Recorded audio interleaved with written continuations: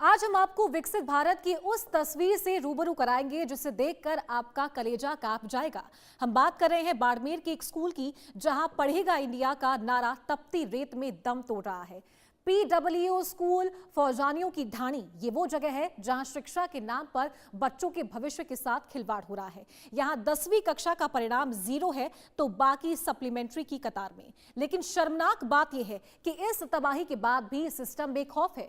यहां बच्चे कलम पकड़ने की उम्र में रेत से झूठे बर्तन मांज रहे हैं। देखिए रिपोर्ट।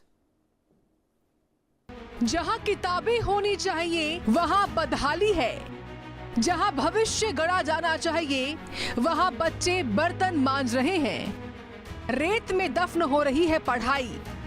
कैमरे पर दिखी सिस्टम की नाकामी। 10वीं क्लास का रिजल्ट आया 0। आधे बच्चे फेल, बाकी सप्लीमेंट्री। जिम्मेदारी लेने वाला कोई नहीं। बाड़मेर की ये तपती धूप और उड़ती धूल उन सपनों को निगल रही है जो इन मासूम आंखों ने देखे थे।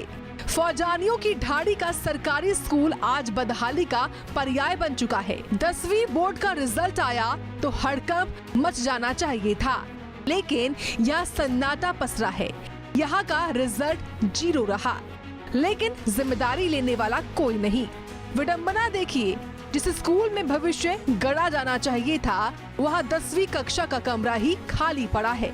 10वीं के छात्रों को 9वीं के साथ भेड़ बकरी की तरह ठूस दिया गया है। क्या इसी डिजिटल इंडिया का सपना हमने देखा था, जहाँ क्लासरूम तक मयस्सर नहीं है?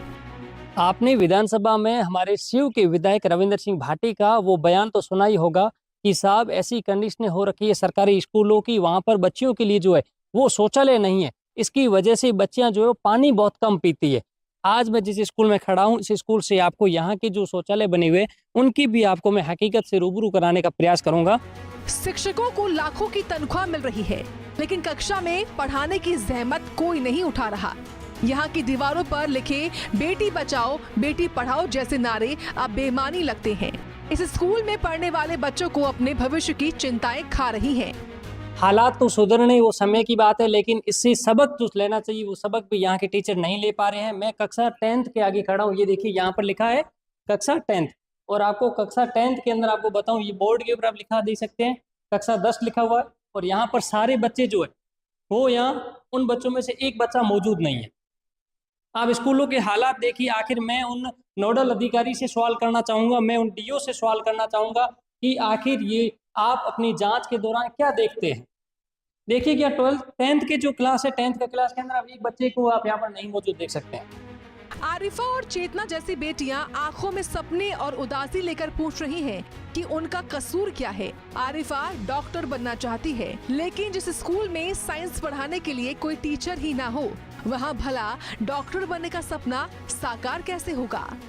आरिफा अब कौन सी क्लास में आई आप? मैं 10th क्लास में। 10th क्लास में। और 9th आपने कहाँ से, कौन सी स्कूल से की? मैंने इसी स्कूल की। इसी स्कूल में की। Very good. 9th में पूरी क्लासें लगती थी? नहीं, एक हिंदी की लगती थी और नहीं लगती थी। फिर आप बाकी गणित, विज्ञान, संस्कृत ये सारी कैसे पढ़ते थे? ये घर पे पढ़ती थी और किताबों में स्कूल में ही पढ़ती थी। बट अगर जैसे कि आज आप इस स्कूल में पढ़ रहे हैं, यहाँ पर टीचर नहीं है, आपको नहीं लगता कि अगर टीचर होते तो मैं थोड़ी और बढ़िया पढ़ पाता? हाँ, यहाँ पर अगर टीचर होती तो समस्या नहीं होती हमें। और जब आप 9th में यानी कि 9वीं में थे, उस समय आपकी पूरी क्लासें लगती थी? हाँ। सारे विषय के सर आते थे? सारे विषय सर नहीं थे। नहीं थे? कौन कौन से विषय के नहीं थे? सभी के, एक हिंदी के थे। एक हिंदी के थे।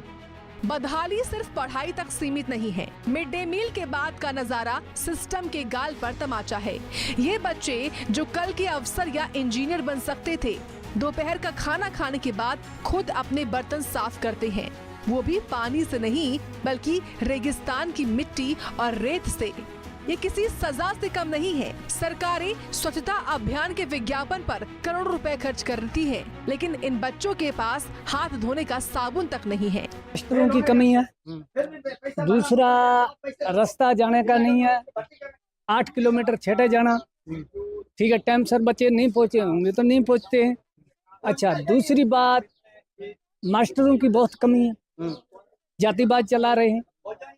ठीक है, मुसलमानों के बच्चे फेल करो, ललित के बच्चे फेल करो, ठीक है, ये मास्टरों की सब चाल है।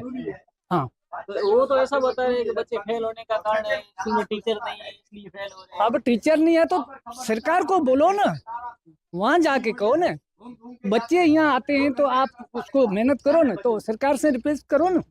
डबल इंजन की सरकार क्या करे, वो यहाँ कह देंगे, सरकार क्या करेगी, सरकार तक बात नहीं पहुँचने देंगे। प्यास बुझाने के इंतजाम भी यहाँ जानलेवा हैं, क्योंकि स्कूल के प्याऊ के पास मधुमक्खियों के छत्ते बने हुए हैं। पानी की टोंटियों पर मक्खियों का अंबार है। किसी तरह बच्चे हिम्मत करके प्याऊ के पास तक पहुँचते हैं तो प्याऊ की ऊंचाई तक इन मासूमों के हाथ ही नहीं पहुँच पाते। छोटा बच्चा पानी पीना चाहे तो भी नहीं पी सकता। क्या प्रशासन को ये तस्वीरें दिखाई नहीं देती? प्रशासन एक तरफ शिक्षा को लेकर बड़े बड़े दावे करता है और निजी स्कूलों के परिणामों पर अपनी पीठ थपथपाता है, वहीं दूसरी ओर सरकारी स्कूलों की हकीकत कुछ और ही कहानी बयां करती है। यहाँ बच्चों को ना तो बेहतर शिक्षा मिल रही है और ना ही बुनियादी सुविधाएं। इस लापरवाही का खामियाजा सिर्फ और सिर्फ उन मासूम बच्चों को भुगतना पड़ रहा है जिनके परिवार बेहतर भविष्य की उम्मीद में उन्हें स्कूल भेजते हैं, लेकिन यहाँ उनका भविष्य अंधकार में धकेला जा रहा है। आदम नाम है। ऐसा बताया जा रहा है कि आपकी गांव के स्कूल के बच्चे जो एक ही साथ 11 बच्चे जो फेल 11 फेल हो गए। क्या ऐसा क्या कारण रहा है? अब ये तो आप उनसे मास्टर से देखो, जाके रजिस्टर देखो किस वजह से फेल हो रहा है।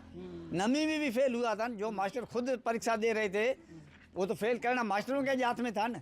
नमी में तो खुद बाहर थी ही नहीं कि 8वीं वाले तो बच्चे बाहर गए थे। लेकिन हम जब मौके पर गए तो टीचरों ने ये बोला कि यहाँ पर टीचरों की कमी इस वजह से जो है बच्चे। अरे टीचर अंग्रेजी की कमी है, हिंदी में तो नहीं है ना। बच्चे तो हिंदी में फेल हुए हैं, अंग्रेजी में हुए नहीं ना। बच्चे तो हिंदी में फेल हुए ना।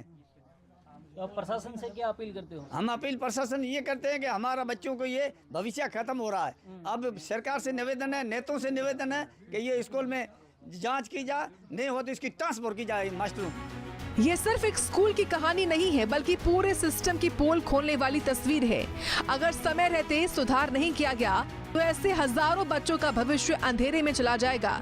जरूरत है कि जिम्मेदार अधिकारियों पर कार्रवाई हो, शिक्षकों की जवाबदेही तय हो और बच्चों को उनका अधिकार मिले, एक बेहतर शिक्षा का अधिकार, क्योंकि ये बच्चे ही देश का भविष्य हैं और इनके साथ हो रही ये लापरवाही किसी भी सूरत में बर्दाश्त नहीं की जा सकती। बाड़मेर के इस स्कूल की कहानी आज पूरे प्रदेश के लिए एक आईना है कि डिजिटल इंडिया की बड़ी बड़ी बातें इन रेतीले धोरों तक पहुंचते पहुंचते दम तोड़ देती हैं। जब तक जवाबदेही तय नहीं होगी, जब तक उन शिक्षकों से सवाल नहीं पूछे जाएंगे जो बच्चों को पढ़ाने के बजाय खाना पूर्ति कर रहे हैं, तब तक ऐसे ही भविष्य का कत्ल होता रहेगा। उम्मीद है कि इस रिपोर्ट के बाद प्रशासन की नींद खुलेगी और फौजानियों की ढाणी के इन बच्चों को उनका हक मिलेगा। अब फैसला प्रशासन को करना है, क्योंकि हर बीतता दिन इन बच्चों के सपनों को और कमजोर कर रहा है। Bureau report, India news. और चलिए आगे बढ़ते हैं। राजस्थान के पोखरण में अभ्यास